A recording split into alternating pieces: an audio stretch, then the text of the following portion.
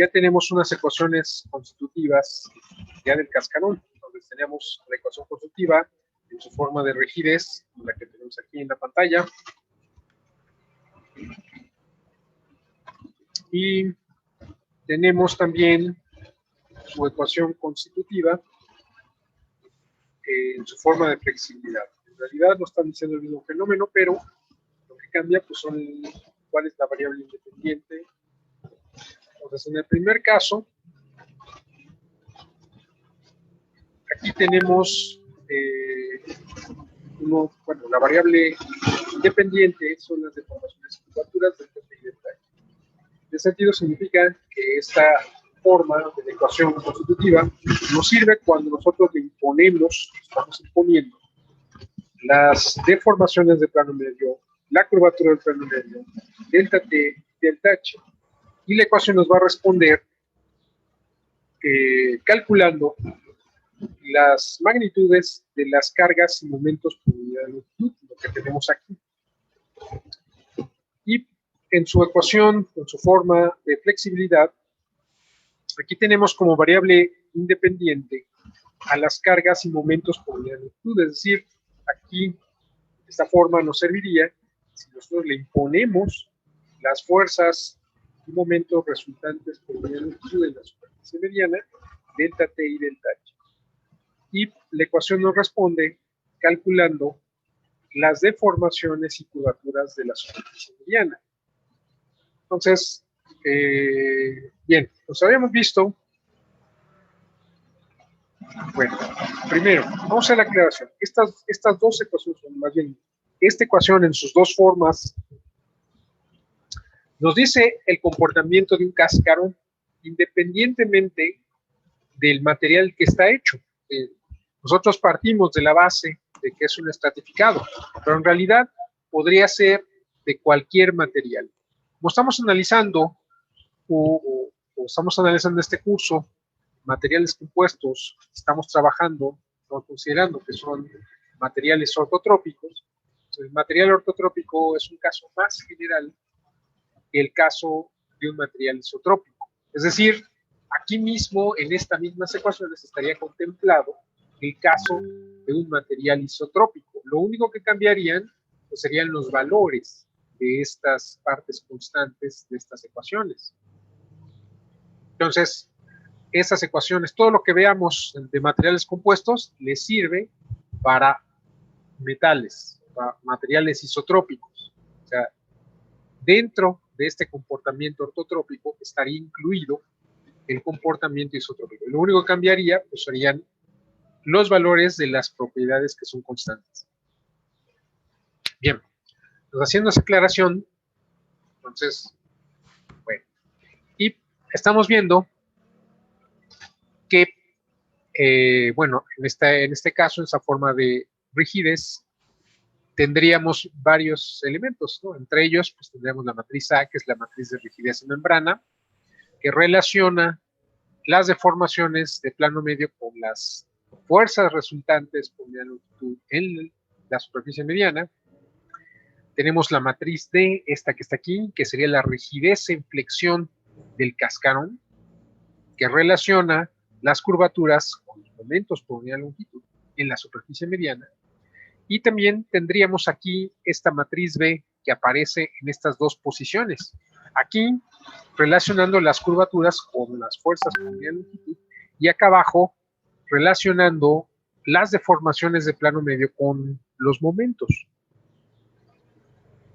Y después tendríamos en el segundo término, que es la parte correspondiente a los efectos térmicos, tendríamos la matriz de rigidez térmica del cascarón, que tendría dos partes.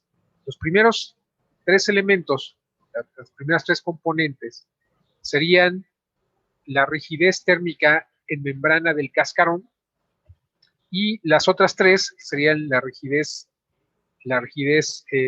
térmica en flexión del cascarón. Algo similar ocurriría para la parte higrométrica, es decir, aquí tenemos el elemento de humedad relativa, y todo esto sería la matriz de rigidez higrométrica del cascarón, que tendría dos partes. Los primeros tres elementos serían la rigidez hidrométrica en membrana del cascarón y los otros tres serían la rigidez higrométrica en flexión del cascarón. Bien. Ahora, si existe esta matriz B que está aquí, acuérdense que esta matriz B se obtiene de este producto, ¿sí? En el caso de que fuera un cascarón metálico, lo único que pasaría es que solamente habría una capa, nada más. Es decir, lo único que cambiaría en esta ecuación, pues es de que esta sería una suma de un solo término, es decir, no necesitaría haber una suma, simplemente habría un solo término, que sería una sola capa. ¿Sí? Y sería, por ejemplo, zk cuadrada menos zk menos 1 cuadrado, que eso es un coeficiente, es un exponente, es un coeficiente, es un escalar, entonces solamente está amplificando, digamos, este tensor que está aquí, que es la matriz de rigidez de la capa, bueno, en este caso, de la capa K, pero si fuera metálico, pues nada más habría una sola capa. Bien, entonces, vean ustedes cómo se obtiene bien. Me enfoco en la matriz B porque ahorita vamos a analizar algo interesante. Entonces, vean ustedes todo aquello que se calcula de una manera semejante a la matriz B. Todo aquello que es un medio de la suma de zk cuadrada menos zk menos 1 cuadrado. Y eso lo podemos ver en la matriz B, pero también en M alfa, que es la rigidez térmica en flexión del cascarón, y en M beta, que es la rigidez higrométrica en flexión del cascarón. Bien, entonces, si existe la matriz B, también existe la rigidez higrométrica, la rigidez térmica en flexión del cascarón y la rigidez higrométrica en flexión del cascarón. Si invertimos este sistema, nos vamos a la forma de flexibilidad de esta ecuación constitutiva, o sea, la que tenemos aquí, aparecería una matriz B minúscula, recordando que por sí sola esta matriz B minúscula no es la inversa de la matriz B. Aclarar. O sea, esta es la matriz ABD minúscula, que es la inversa de la matriz ABD mayúscula. Pero de todas maneras vamos a identificar aquí estos cuatro elementos, ¿no? Tendríamos una matriz A, que sería la matriz de flexibilidad en membrana del cascarón, la matriz D minúscula, que sería la matriz de flexibilidad en flexión del cascarón, y tendríamos la matriz B minúscula, que aquí estaría en su forma traspuesta, que sería la matriz de flexibilidad de acoplamiento membrana-flexión del cascarón. En el segundo término, tendríamos nuestro escalar delta T por la matriz de flexibilidad térmica del cascarón, que tendría a su vez dos partes. Los primeros tres componentes serían los coeficientes globales de expansión térmicos del cascarón. Y los otros tres serían los coeficientes de curvatura térmicos del cascarón. En el tercer término, que es la parte correspondiente al efecto higrométrico, tendríamos el delta H, que es el incremento de humedad, es un escalar, se estaría afectando todo el estratificado, y está multiplicando a la matriz de rigidez, perdón, a la matriz de flexibilidad higrométrica del cascarón, que está o tiene dos partes.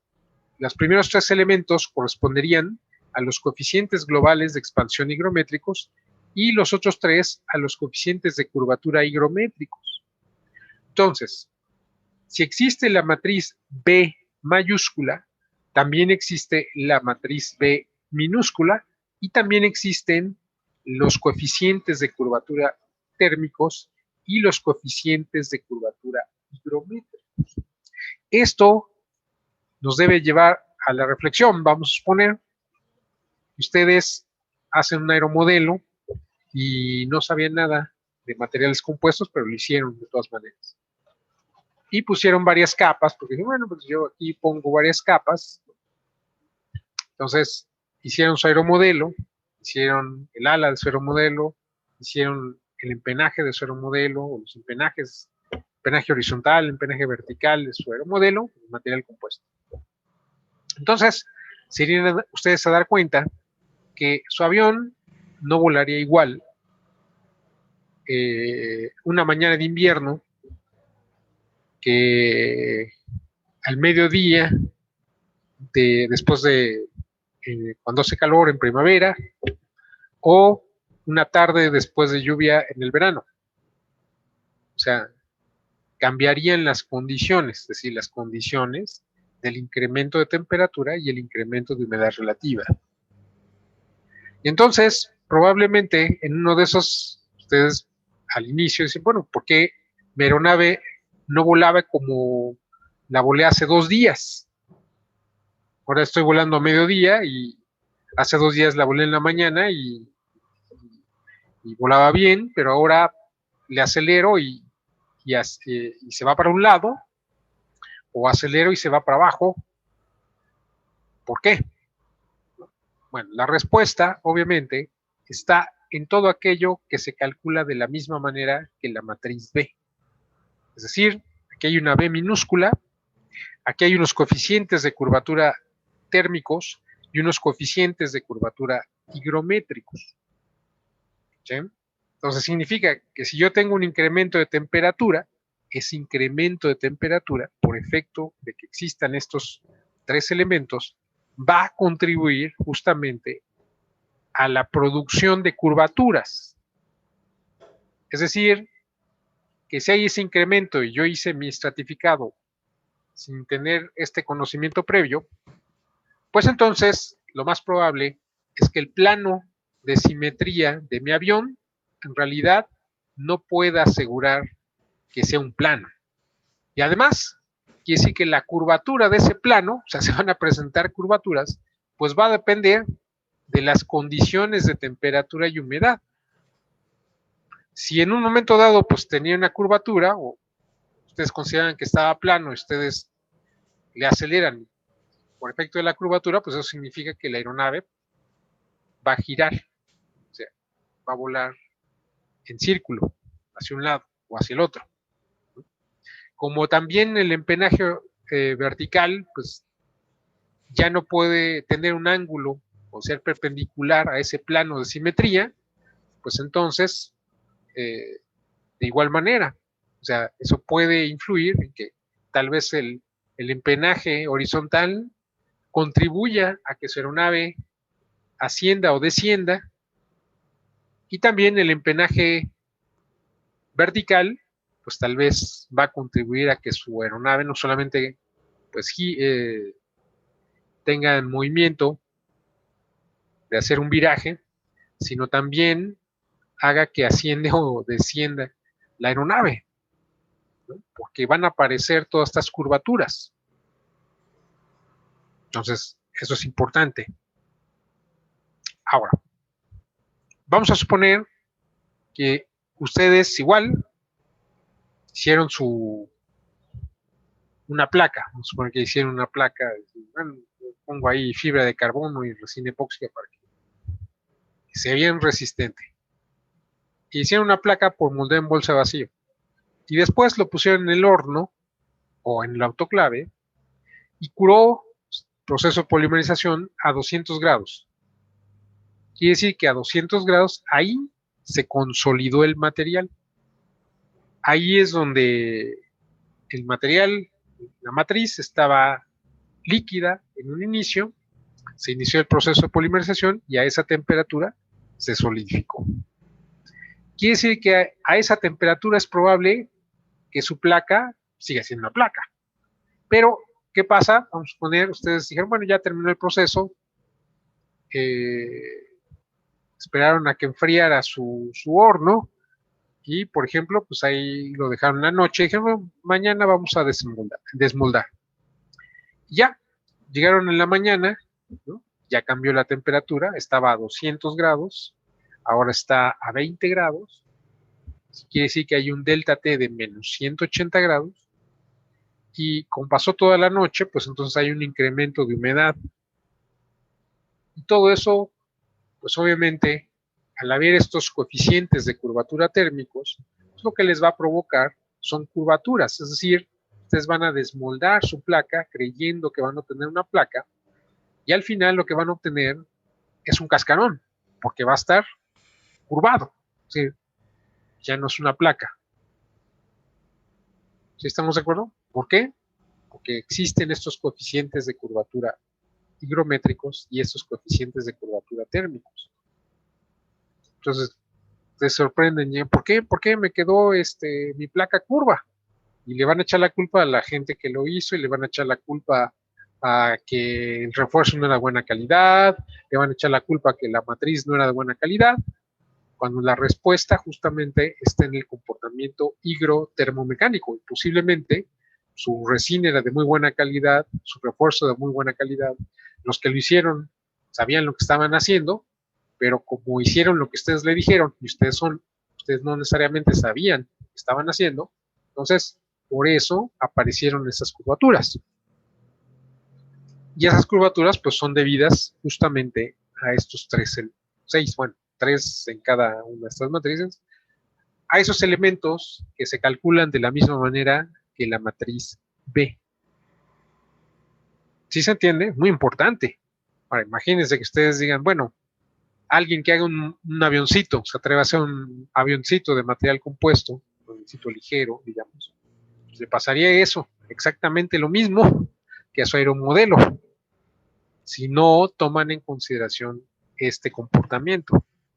Ahora, ¿qué tendrían que hacer para que su placa les quedara plana? Bueno, hacer un molde con curvaturas invertidas de las que ustedes esperan que tenga durante el enfriamiento. De tal manera que cuando ocurra ese enfriamiento, pues su placa les va a quedar plana. Esa sería una solución. Pero lo mejor, y es lo que generalmente se hace en ingeniería, cuando se diseñan piezas en material compuesto, es utilizar una secuencia de apilado simétrica. Es decir, si ustedes logran que la rigidez del material por arriba de la superficie mediana y por abajo de la superficie mediana sean iguales, entonces no va a haber ese efecto. Es decir, los elementos de la matriz B van a ser cero, pero también todos aquellos elementos que se calculen de la misma manera que la matriz B. Es decir, no habrá rigidez térmica en flexión y tampoco habrá rigidez higrométrica en flexión. Y por lo tanto, cuando inviertan su sistema, pues no va a haber matriz B minúscula, ni coeficientes de curvatura térmicos, ni coeficientes de curvatura higrométricos. Esto es porque, por ejemplo, si ustedes colocan una capa por arriba de la superficie mediana, a una distancia z de la superficie mediana, y colocan otra por debajo de la superficie mediana a una cota menos z, que sea del mismo material, el mismo refuerzo, misma orientación de fibras, pues entonces, cuando hagan la suma de los términos correspondientes de la matriz B, pues va a haber un término de esa suma que tenga un valor y un signo, y otro de los términos de esa matriz, de esa suma, perdón, va a tener el mismo valor absoluto, pero va a tener un signo contrario, de tal manera que entre ellos se van a cancelar. Si ustedes hacen un apilado simétrico, pues entonces quiere decir que por arriba y por abajo va a haber capas iguales en posiciones iguales y por lo tanto quiere decir que todos los términos de esa suma, bueno, van a formar un par de términos que van a tener la misma valor absoluto, pero van a cambiar en signo. Y por lo tanto, se van a cancelar y el resultado de esa suma va a ser cero. ¿Sí? Esto significa que están eliminando el acoplamiento membrana-flexión. Si ustedes seleccionan entonces una secuencia de apilado simétrica, entonces estarían eliminando el acoplamiento membrana-flexión. De manera natural, obviamente, si ustedes tienen una placa de aluminio y de acero, pues lo que tienen es una sola capa del mismo material, que además es isotrópico, y tienen lo mismo por arriba que por abajo de la superficie mediana, por lo tanto, en ese caso, pues no habría matriz B, ni tampoco habría rigidez térmica en flexión, ni rigidez higrométrica, porque además, si es metálico, pues no hay ni siquiera efecto higrométrico. ¿Sí se entiende? Entonces, en este caso, el material compuesto, por eso en ingeniería se hace todo lo posible, es decir, ustedes, en principio, si son buenos ingenieros, entonces van a hacer lo que esté en sus manos para que las piezas que ustedes fabriquen no tengan ese acoplamiento membrana-flexión, a menos de que ustedes, sea por decisión, aprovechar el efecto membrana-flexión y generar las deformaciones que les sean de utilidad para el desempeño de su estructura de su aeronave. Ahí en ese caso, pues entonces estarían utilizando este fenómeno de una manera inteligente. ¿Sí se entiende? Si no van a utilizar este fenómeno de una manera inteligente, pues entonces lo que les conviene es diseñar una pieza que tenga una secuencia de apilado simétrica, justamente para eliminar este acoplamiento membrana-flexión. ¿Se entiende? ¿Dudas? ¿Dudas hasta aquí? Bueno, pues aquí tenemos justamente lo que significarían las cargas. Es decir, lo que hicimos, partimos de un elemento representativo de cascarón que tiene muchas capas, y lo que tenemos ahora es una ecuación constitutiva que nos dice cómo se comporta la superficie mediana de nuestro cascarón. ¿Sí? Es decir, si nosotros le imponemos esas fuerzas resultantes, esto que estoy dibujando aquí es la superficie mediana. Este cuadrito es la superficie mediana y es como le estamos asimilando a esta superficie mediana toda la rigidez del cascarón. Es decir, aquí nosotros podemos decir, bueno, a esta placa le vamos a imponer una serie de fuerzas y momentos por unidad de longitud. Aquí tendríamos NX, ¿sí? NY, ¿sí? Podríamos tener MX. Acuérdense que estos subíndices no nos indican la dirección, nos indican el esfuerzo que las produce. Entonces, si yo tengo aquí, imagínense una placa, la estiro, le pongo una fuerza, claro, es una fuerza distribuida, no es una fuerza puntual, en los bordes, entonces voy a tener una NX, la fuerza dividida entre el ancho en el que está actuando sería justamente N. N normalmente se identifican a las fuerzas de membrana. Estas N son fuerzas de membrana porque son las fuerzas resultantes en la superficie mediana. Están sobre la superficie mediana. ¿Sí? Ahora, los momentos, aquí están sus signos positivos, es decir, por ejemplo, tengo MX. Momento en MX no es un momento, recuerden ustedes, en dirección de X. En realidad es un momento en dirección de Y. Pero el subíndice me indica que este momento produce o produjo o es producto del esfuerzo sigma X. Este momento que está aquí, lo que produce en cada una de las capas que conforman el estratificado, pues es un esfuerzo sigma X. Entonces aquí, si lo vemos con estos sentidos que son los positivos, hay que recordar las curvaturas. Entonces ya de todas maneras las vimos. O sea, una curvatura capa X positiva, normalmente, pues es el resultado de imponer, por ejemplo, un MX positivo. Una curvatura capa Y, pues obviamente es resultado de imponer un momento MY positivo. una curvatura de torsión kappa XY positiva, pues es el resultado de imponer un momento MXY positivo. ¿Sí? Entonces, esos sentidos positivos son los que estarían descritos aquí, perdón, aquí.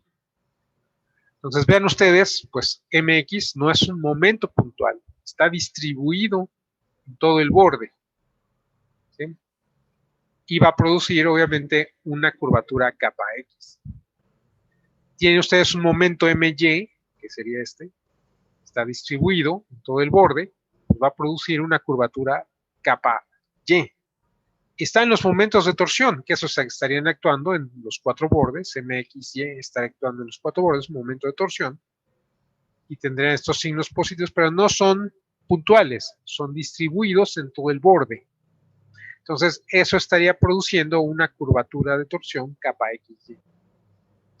Ahora, ¿cómo se vería esta superficie mediana? Una vez que se estén aplicando todas estas fuerzas y momentos, pues obviamente se estarían generando curvaturas, curvatura kappa X, curvatura kappa Y. Se fijan, este está más abajo, este está más arriba, este está más abajo de este lado, este está más arriba. Quiere decir que estamos imponiendo también una curvatura kappa XY.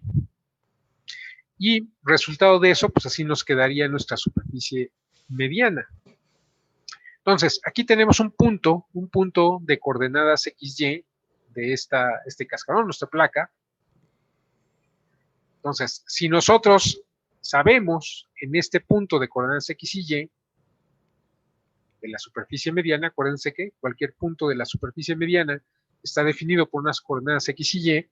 Si conocemos ahí el valor que va a tener las fuerzas por unidad de longitud, es decir, NX, NY, NXY, y los momentos por unidad de longitud, es decir, cuánto aquí hay de MX, de MY y de MXY en este punto. Entonces, sustituyendo en la ecuación, por ejemplo, constitutiva, en flexibilidad, esa ecuación nos va a responder diciéndonos cuánto es la deformación, el tensor de deformaciones aquí en este punto de coordenadas X y Y, y cuánto va a ser el tensor de curvaturas aquí mismo, en este mismo punto de coordenadas X y Y. Ahora, sabiendo eso, entonces podríamos obtener el tensor de deformaciones en cualquier punto a lo largo de una línea perpendicular a la superficie mediana. Es decir, en cualquier punto de una sección transversal cualquiera, que sería o estaría representada por esta línea vertical, esta que está aquí, esta que está aquí. ¿Cómo se hace eso? Bueno, pues ya tenemos, si se fijan ahorita, empezamos primero por la constitución del estratificado, es decir, sabemos cuántas capas, qué espesor tiene cada capa, qué matriz o qué propiedades tiene cada capa en los ejes principales, sabemos la orientación de cada capa, y a partir de todo eso podemos encontrar la matriz de rigidez de cada capa en los ejes principales y transformarla a la matriz de rigidez o de flexibilidades, rigidez térmica, rigidez higrométrica, en un sistema global de coordenadas X y Y. Y después de que tengamos la información en todas las capas en ese mismo sistema de ejes coordenados, entonces podemos aplicar justamente la teoría de estratificados y encontrar la ecuación que nos dice cómo se comporta la superficie mediana. Si nosotros sabemos cuánto es las fuerzas, momentos aplicados aquí en este punto, entonces esa ecuación nos va a responder con las deformaciones y las curvaturas en este mismo punto. Pero ya con eso podríamos obtener el tensor de esfuerzos en cualquier punto que comparta las mismas coordenadas X y Y que este punto de la superficie mediana, es decir, el tensor de deformaciones a lo largo de esta línea perpendicular a la superficie mediana. ¿Cómo hacemos esto? Pues utilizando nuestras relaciones cinemáticas que ya tenemos. ¿Sí? Entonces ya sabemos aquí el tensor de formaciones en ese punto de coordenadas X y Y, que está en la superficie mediana, y conocemos también en ese mismo punto el tensor de curvaturas. Por lo tanto, ya podemos encontrar el tensor de formaciones para cualquier punto fuera de la superficie mediana, multiplicando esta parte por Z. ¿Sí? Esto significa que el perfil de deformaciones, si nosotros graficáramos el perfil o cualquiera de las componentes del tensor de formaciones, del tensor de formaciones, a lo largo del espesor, lo que veríamos sería una línea recta, así como está aquí, línea recta y continua. Pero como cada capa tiene su propia rigidez, entonces, si los esfuerzos son proporcionales a las deformaciones son un perfil lineal y continuo, quiere decir que el perfil de esfuerzos sería lineal en cada capa, pero discontinuo entre las capas, tal como se presenta en este esquema. ¿Sí? Entonces, la deformación pues, sería lineal. Entonces, nosotros podemos conocer el valor numérico, por ejemplo, en cada una de las interfaces, aquí, aquí, aquí, aquí, etc. ¿No? Ahí podemos obtener el valor numérico.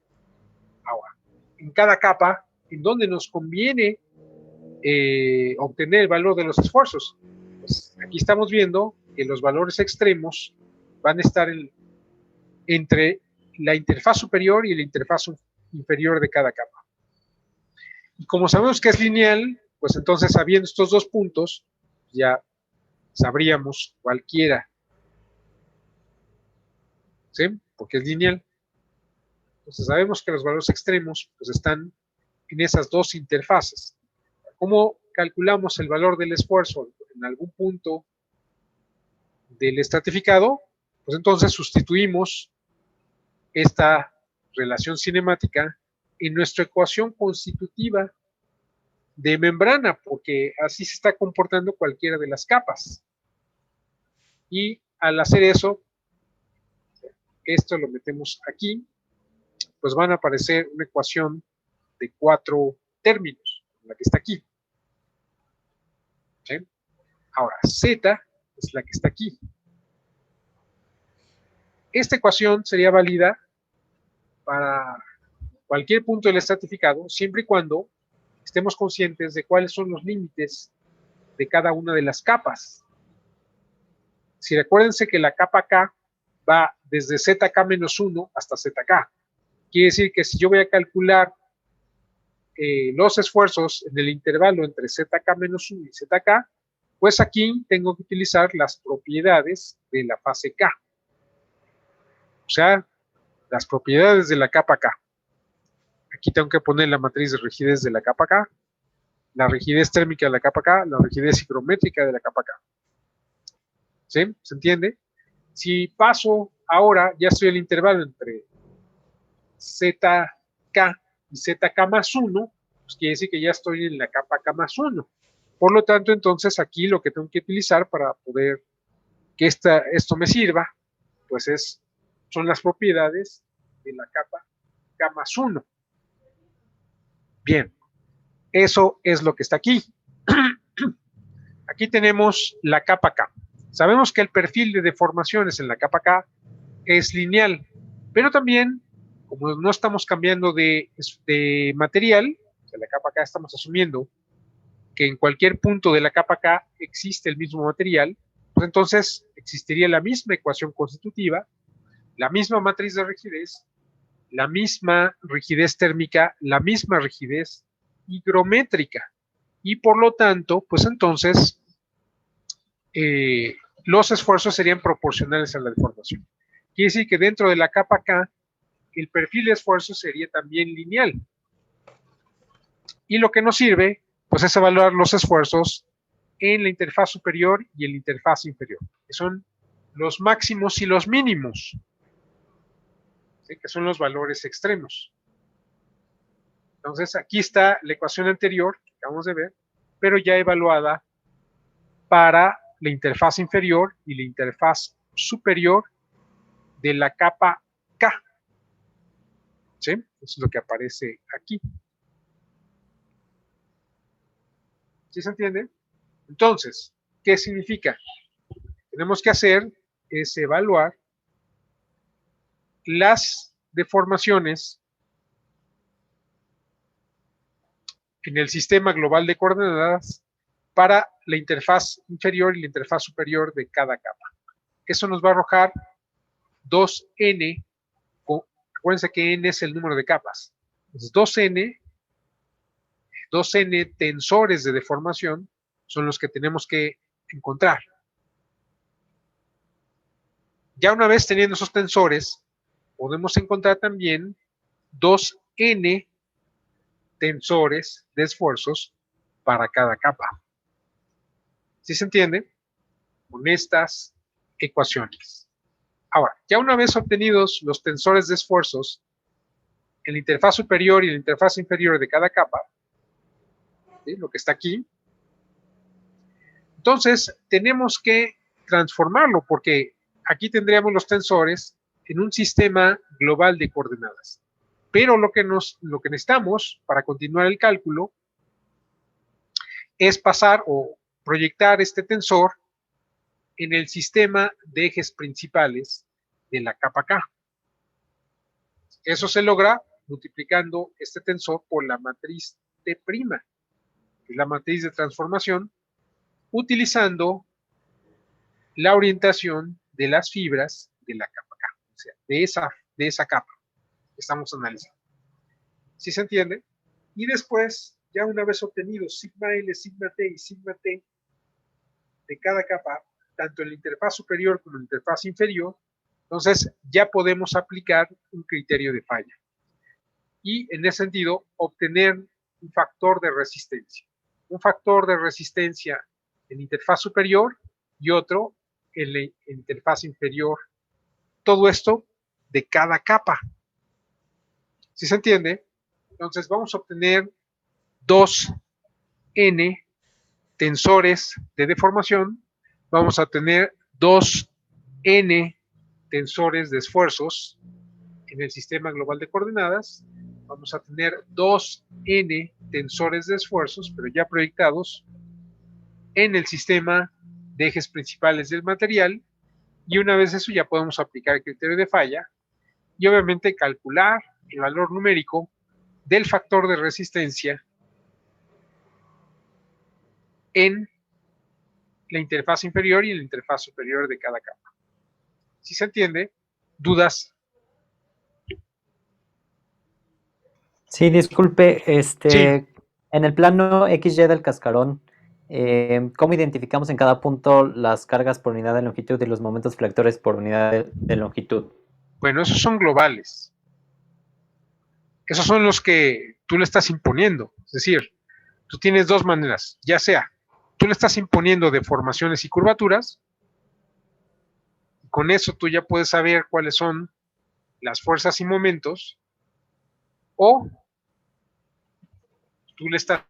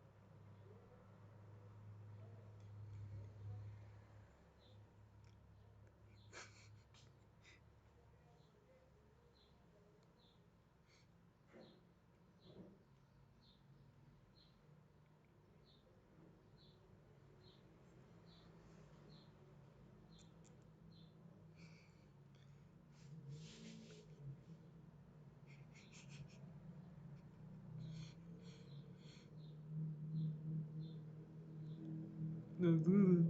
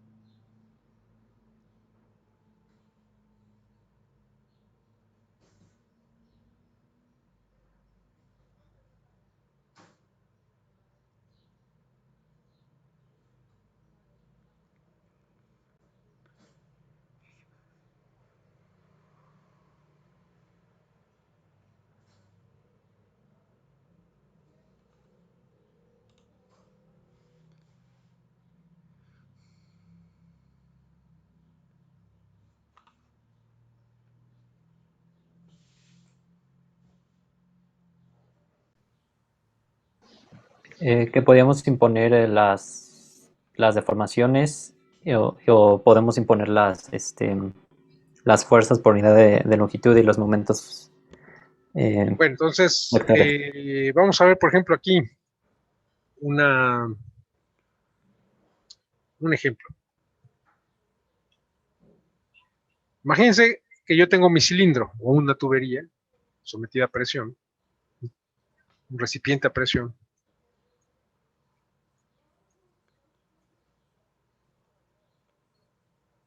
Voy a tomar un elemento representativo.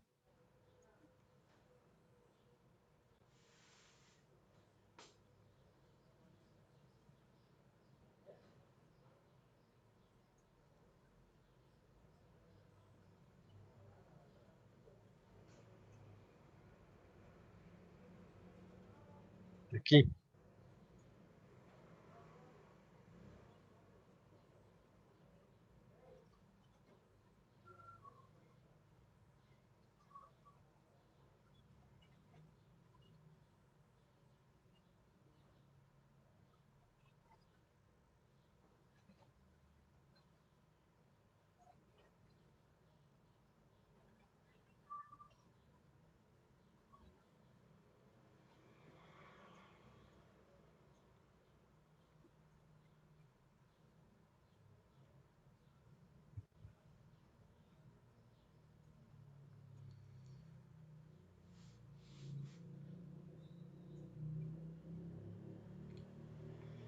Este es mi elemento. Bien.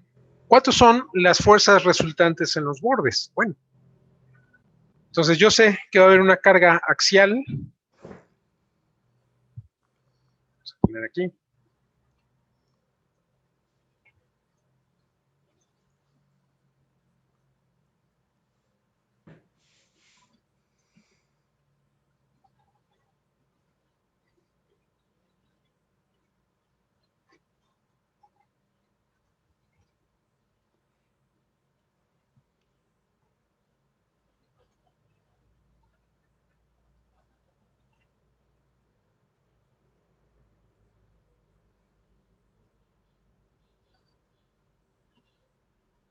Aquí está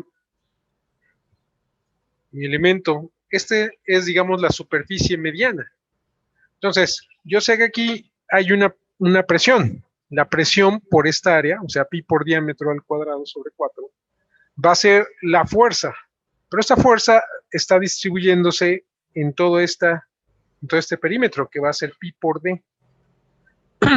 ¿Sí? Entonces, esa fuerza yo la divido, o sea, la presión por pi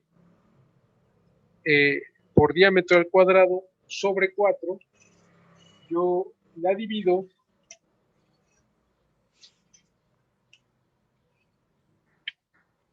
entre pi por d.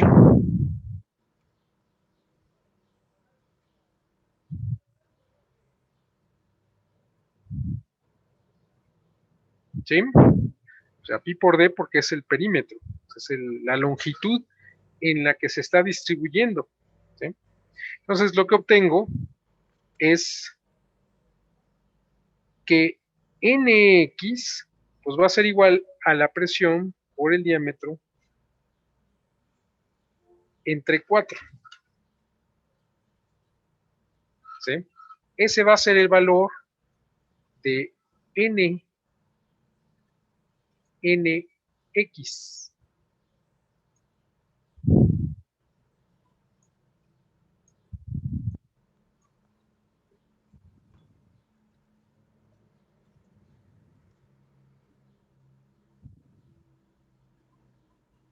Entonces yo sé que aquí el valor de Nx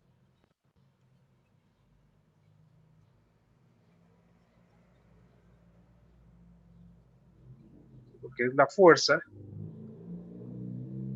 resultante que está aquí, pero esta no es puntual, se está distribuyendo en toda esta longitud. Entonces, quiere decir que Nx pues va a ser la presión por el diámetro entre 4. ¿Sí se entiende? Eso es en esta dirección, en dirección axial. Bien, si tenemos un sistema de ejes coordenados alineados con, bueno, el eje X con la generatriz y en dirección circunferencial Y, pues entonces este sería Nx. En este caso no habría Nxy.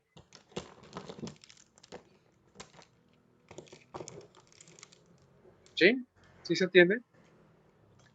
Y en Ny, o sea, en esta dirección, pues sería la presión por D por L. Esa sería la fuerza resultante en dirección circunferencial, pero hay que dividirla, o sea, sería Ny, en este caso sería la presión por el diámetro por la longitud, dividida entre 2 veces la longitud, porque es la distancia en la que se está distribuyendo esa fuerza. Lo que nos da como resultado que Ny es P por D sobre 2. Eso sería el valor de la fuerza que habría acá.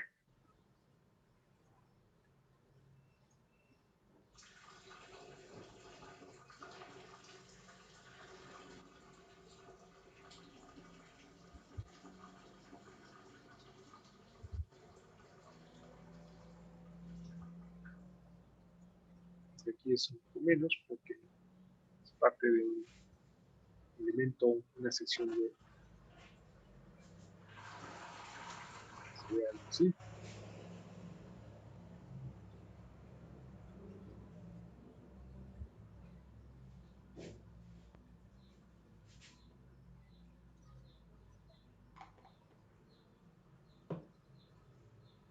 Y en ese caso, pues no habría momentos, ¿sí? Siempre y cuando fuera de pared delgada.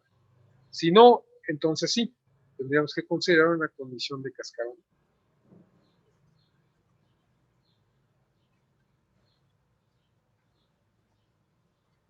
Eso sería el valor de Ny. ¿Sí? ¿Sí se entiende?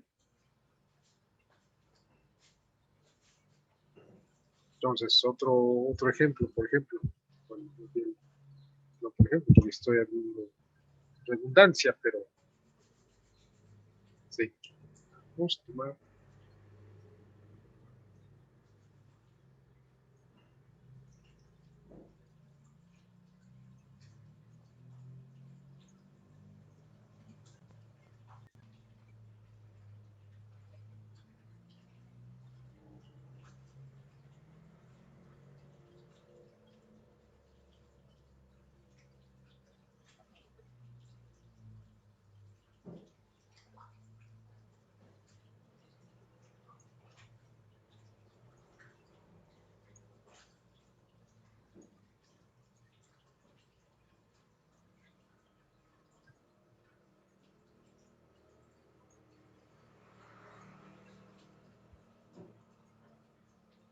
Bueno, tenemos esto, ¿no?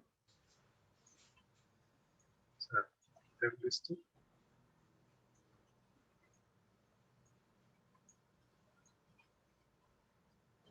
Bueno, si yo sé la fuerza resultante, vamos a poner esta fuerza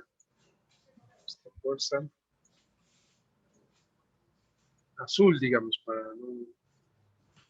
no hablar de lo mismo.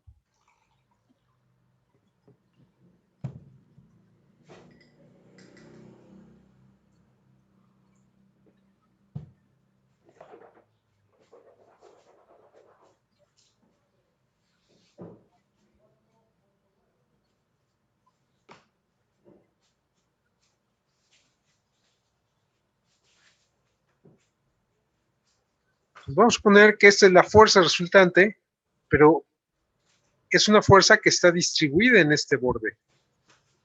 Vamos a suponer que este ancho es el ancho B.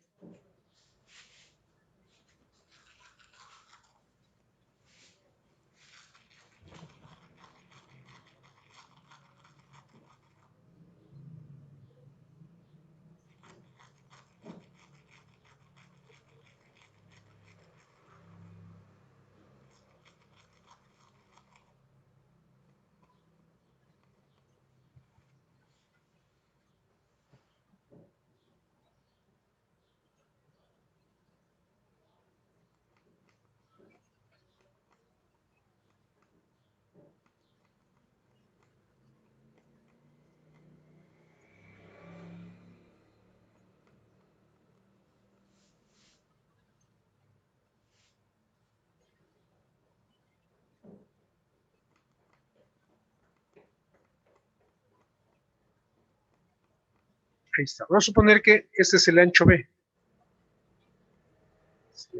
Ancho B.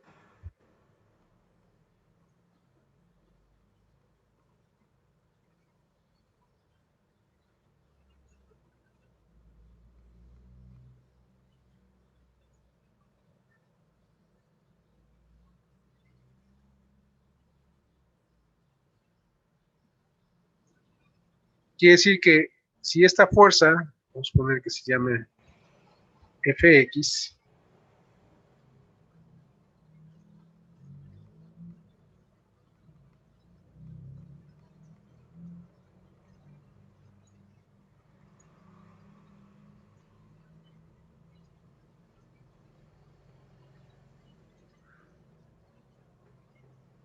entonces quiere decir que Nx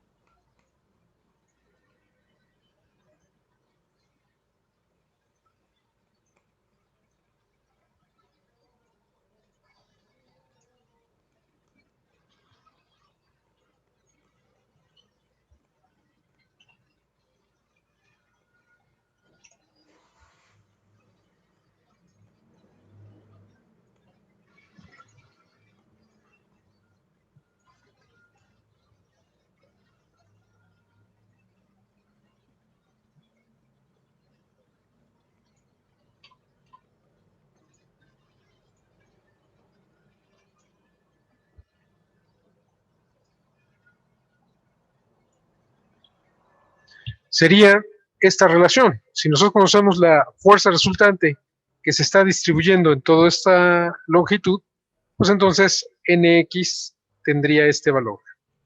¿Sí se entiende? Igual para, digamos, Ny.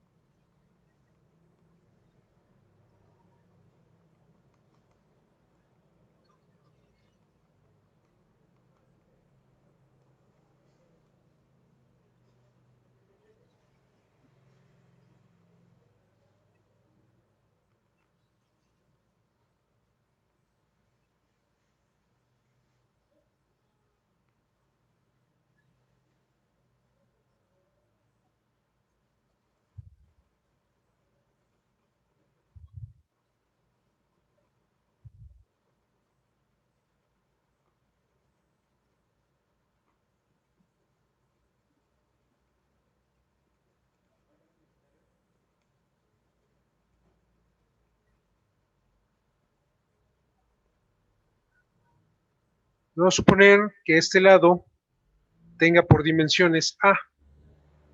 Aquí, esto va a ser A.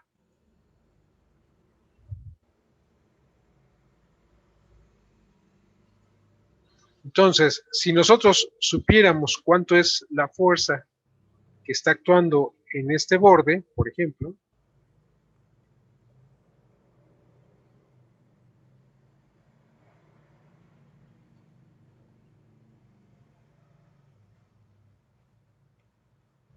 entonces sabríamos cuánto sería, por ejemplo, una fuerza Fy.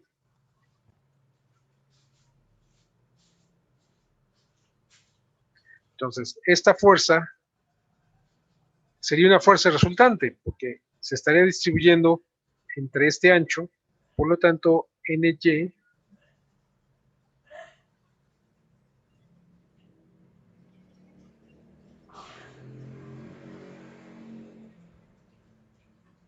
sería esta fuerza Fy, pero ahora dividida entre A. ¿Sí? ¿Sí se entiende? Y eso sería Nx. Ahora vamos a poner que ahora impongo una carga cortante.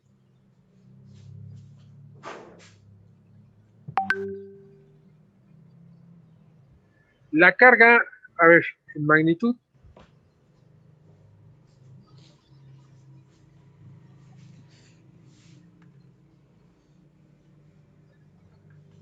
vamos a suponer que impongo esta carga cortante.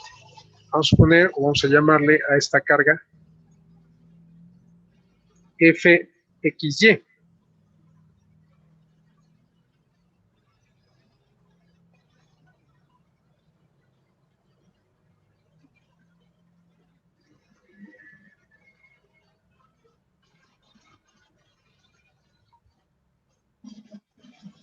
Esta Fx. Quiere decir que Nxy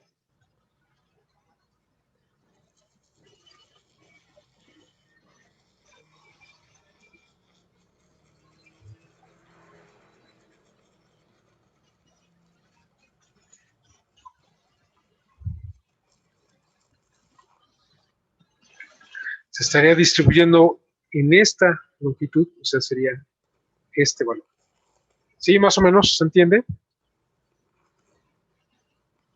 ¿Dudas? Sí, pero esas cargas son las mismas en todos los puntos de entre B y A, ¿verdad? ¿Cómo? O sea, en cualquier punto, por ejemplo, en el centro del cascarón y en los vértices son las mismas fuerzas por unidad de No, longitud. no. Bueno, si tú tienes el ejemplo que estábamos viendo, sí, porque si tú agarras tu hoja o tu pedazo de cartón y le haces así, pues estás casi seguro que en cualquier punto intermedio, Nx es igual. Pero eso no necesariamente, en realidad, hay una distribución. Si tú tienes, por ejemplo, la losa de tu casa, no en todos los puntos es el mismo Nx. Más bien, Nx, Ny y Nxy dependen de X y de Y. Igual que Mx, My y Mxy, pues van a depender de X y de Y. ¿Sí?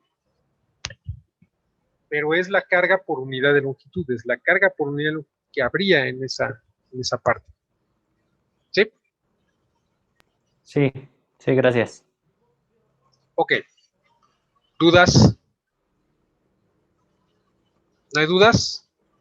Bueno, entonces ya sabemos cómo calcular. O sea, primero, a partir de la configuración, obtener el comportamiento global, es decir, las ecuaciones constitutivas del cascarón. Ya tenemos las relaciones cinemáticas, por lo tanto, podemos encontrar los tensores de deformación en cada interfaz de cada capa.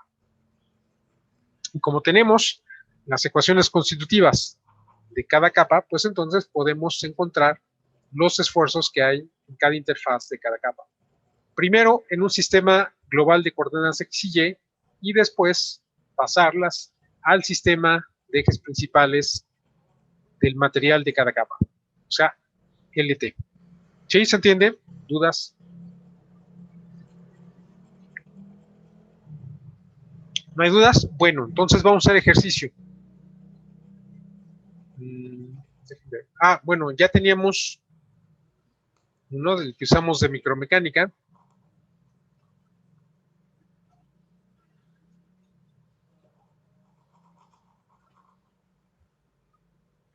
Del que ya tienen sus propiedades.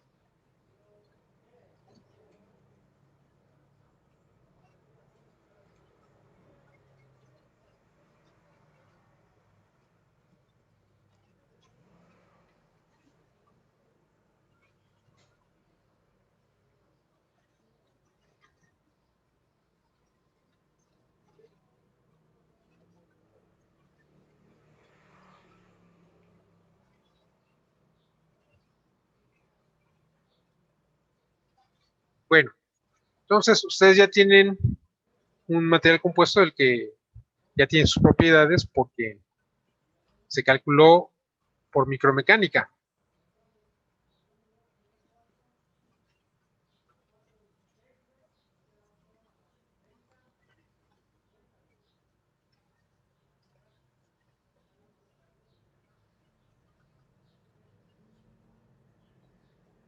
Bien, entonces voy a compartir ese. Listo. Este es el material que utilizamos para cuando hicimos el ejercicio de micromecánica. Entonces ya tenemos todas sus propiedades. Bueno, cuando menos las propiedades que son importantes en este caso para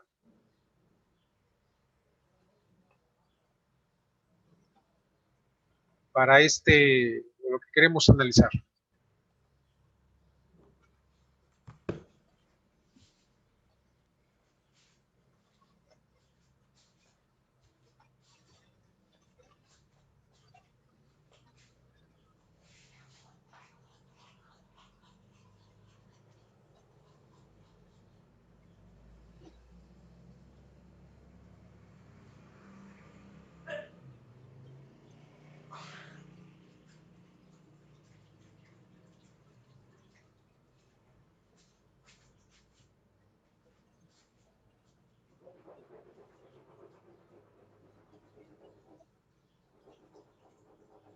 Bien, entonces ahí tenemos las propiedades. Bueno,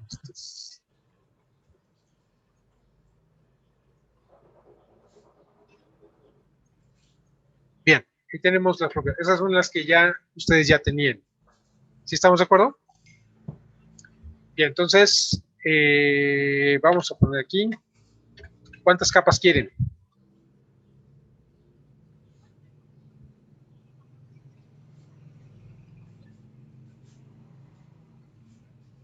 Unas 18 capas.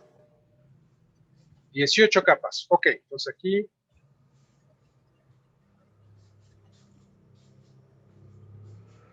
Más o menos cuántas capas se constituye un Las que cascarón quieren. delgado.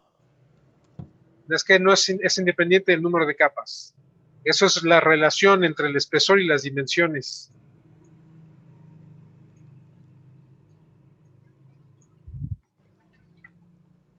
Poner, tienen ustedes 18 capas. ¿Qué orientación de capas quieren poner? 100 grados. Esto va a ser teta.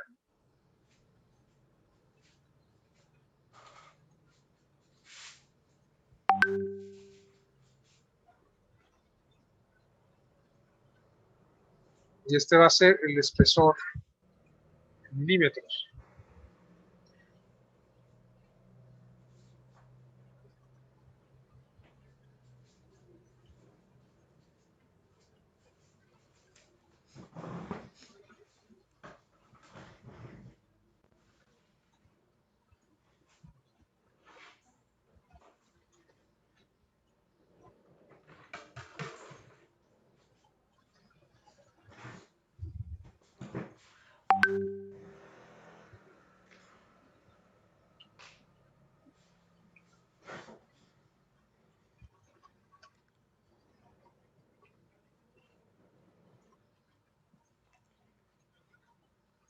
¿sí? Vamos a considerar que cada capa tiene un espesor aproximado de 0.18 milímetros, que es algo pues, razonable para material compuesto, polimérico, claro. Entonces, ¿qué orientación le ponemos a la primera capa? Unos 0 grados, Segunda capa,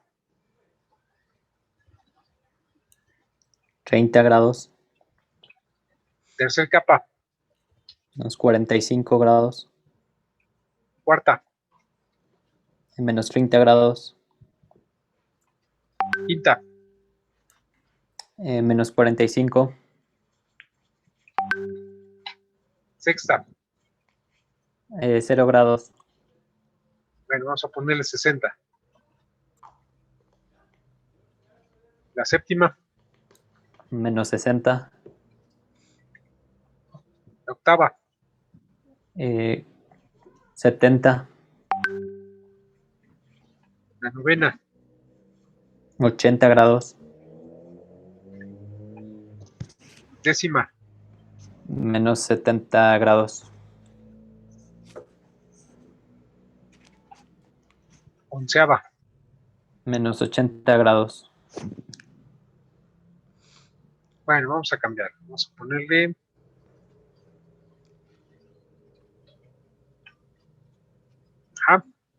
doceava, ¿Grados?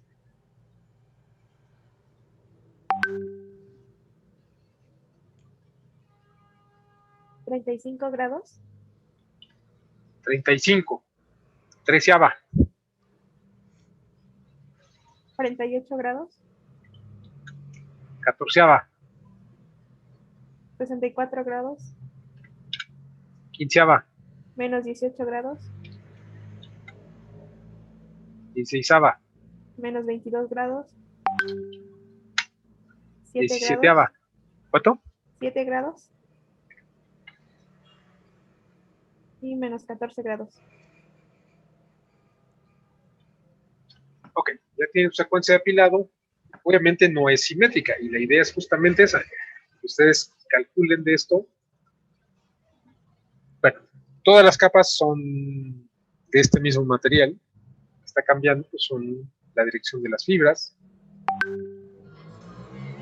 Entonces, tiene que obtener sus matrices de, bueno, más bien sus ecuaciones constitutivas. Obviamente, pues necesitan las ecuaciones constitutivas de cada capa, necesitan las ecuaciones constitutivas del cascarón, tanto en su forma de rigidez como de flexibilidad. Vamos a imponerle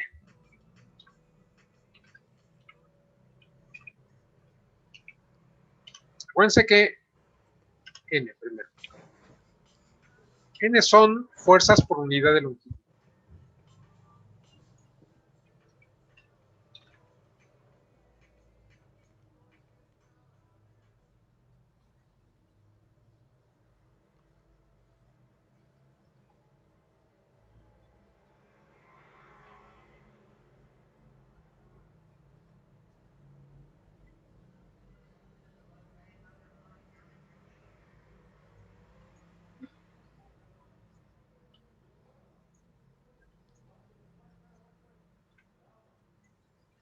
¿Sí? Vamos a imponerle momentos. Momentos son también distribuidos, es decir, es fuerza por distancia entre distancia, o sea, tiene unidades de fuerza, pero no es una fuerza, es un momento por unidad de longitud.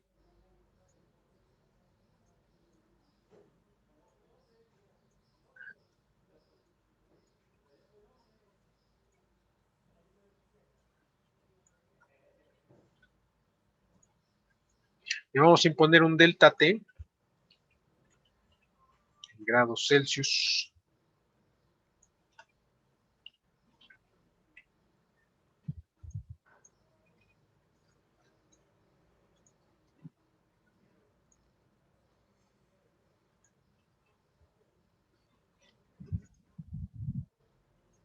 Vamos a poner un delta H. 10% y humedad. Ok. ¿Cuánto le ponemos para Nx?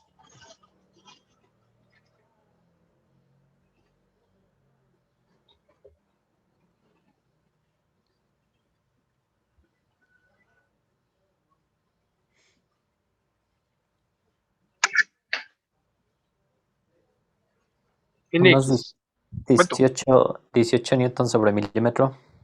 Ok. Ny.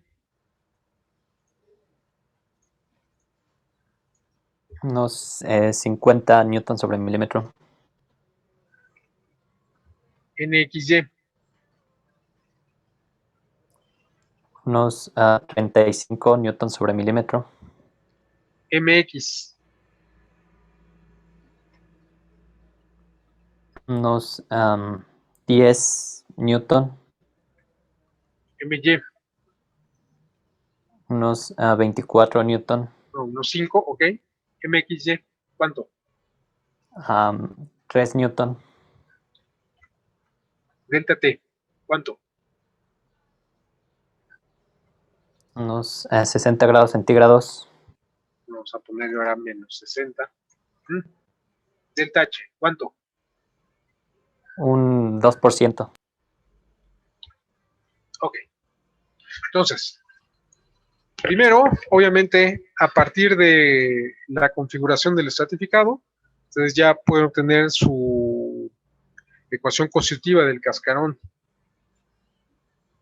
Y a partir de esto, pues entonces ya saber cuántas van a ser las deformaciones y curvaturas resultantes en la superficie mediana.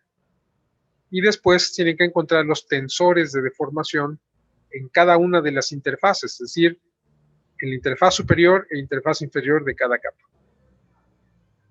¿Sí estamos de acuerdo? O sea, ustedes tienen 18 capas, son 36 tensores de deformación. Van a estar inicialmente en un sistema XY. ¿Sí? Bien. Después, como ya tienen la ecuación constitutiva de cada capa, les van a obtener los tensores de esfuerzo en la interfaz superior y en la interfaz inferior de cada capa. O sea, otros 36 tensores de esfuerzos. ¿Sí estamos de acuerdo? Bien. Después de eso, van a transformar los tensores de esfuerzos que van a estar en un sistema global de coordenadas X y Y lo van a pasar a un sistema local de coordenadas de los ejes principales. Es decir, van a proyectar esos tensores en el sistema de ejes principales del material al cual pertenecen. ¿Sí? Eso les va a dar otros 36 tensores, pero ya en LT. Y después de eso van a calcular factor de resistencia por Tsai-Hill y Tsai-Gu. ¿Sí?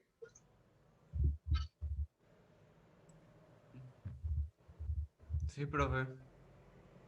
¿Dudas? Sí, yo me quedé con la duda. O sea, en la superficie de mediana tenemos el plano Sí. de coordenadas X, XY. Sí. Ahí vamos a tener en cada punto diferentes tensores de deformaciones y de curvaturas. ¿Es correcto eso? Sí. Sí, claro. Entonces, con esos tensores tendríamos diferentes, tendríamos como una infinidad de factores de resistencia para cada punto de una No, no placa, infinito. por Ah, ejemplo. claro.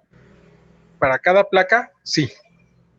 Porque tienes una infinidad de puntos de coordenadas X y Y multiplicado por la infinidad de puntos a lo largo de Z. Claro. Entonces, Sí. ¿en qué punto por ejemplo, de Bueno, la placa sería importante checar los factores de claro. resistencia? Aquí no estamos viendo el comportamiento de placas todavía. Estamos analizando el elemento, un elemento representativo de cascarón, en donde podemos saber que ahí cuáles son NX, NY, NX, MX, etcétera. ¿Sí? Ya para saber el comportamiento de placas, entonces tendrían que tomar el siguiente curso, el de mecánica estructural de materiales compuestos. Ahí, si ya se ve lo que son placas, ¿sí? Se ve elasticidad de las placas, o sea, cuál va a ser la cinética que va a tener la placa bajo un determinado tipo de carga. Y ahí es donde se ve justamente ese problema, en donde analizar los esfuerzos. Porque sí, como dice su compañero, es un problema infinito. O sea, ustedes quieren analizar los esfuerzos en la tabla del escritorio en donde están o de la mesa están, es un problema infinito. Como todos los problemas de elementos de máquinas o estructuras, son problemas infinitos. No podemos calcular los tensores de esfuerzos en todos los puntos de ese dominio. Lo que sí podemos identificar, como ya les he explicado, para análisis de esfuerzos, es identificar en qué puntos son importantes conocer esos esfuerzos. Pero eso se ve en el siguiente curso, de mecánica estructural de materiales compuestos.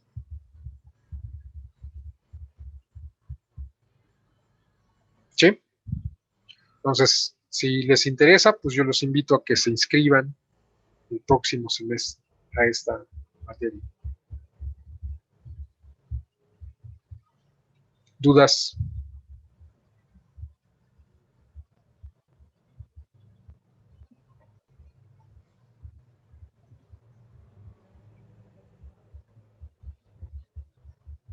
Sí, aquí es como si estos elementos representativos fueran diferenciales. Tuvieran diferencial de X por diferencial de Y. Sí, efectivamente. Bueno, ahorita por lo pronto, pues es el primer escalón. Para que puedan entender lo de placas, pues necesitamos entender esto primero. Ya después, los que se inscriban próximo semestre, pues ya vamos a ver placas.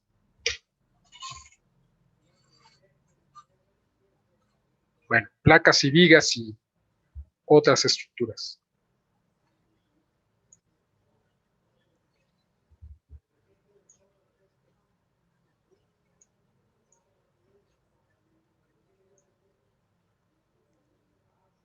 Bien, entonces, ¿dudas de su ejercicio?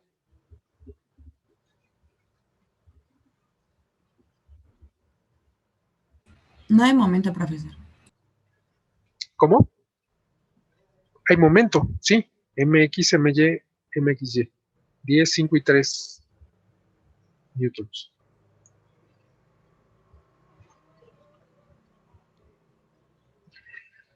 Obviamente, perdón, obviamente aquí ustedes se van a confrontar con pues, un problema en el cual, pues básicamente, pues ya van a tener que hacer sus programitas porque a manita, pues se van a llevar mucho tiempo.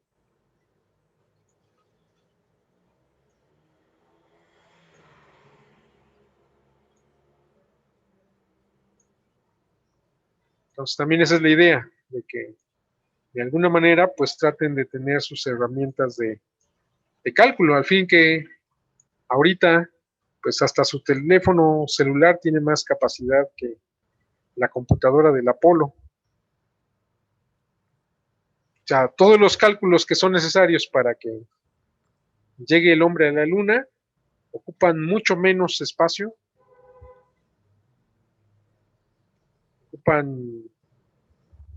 creo que tenía 700 kilobytes, ¿no? Entonces, su teléfono celular pues tiene una capacidad muchísimas veces más grande que eso.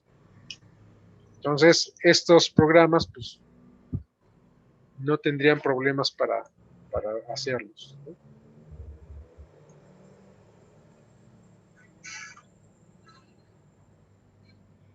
Bueno, si no hay dudas, entonces pues nos vemos la próxima clase.